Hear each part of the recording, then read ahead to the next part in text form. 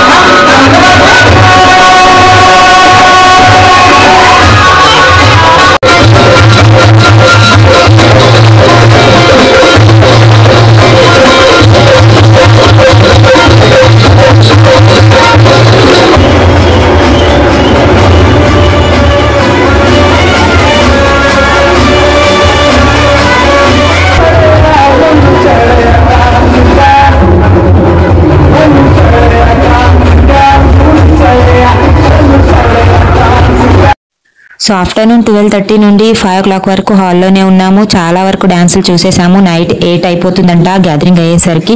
So అందుకని మేము ఇంటికి వచ్చేసాము. సో మధ్యలో ఆకలేసింది మా చిన్నోడికి. సో బజ్జీ వడాపావ్ తినేసాము. సో మీకు కనుక వీడియో నచ్చినట్టయితే like, share and subscribe. Thank you, bye.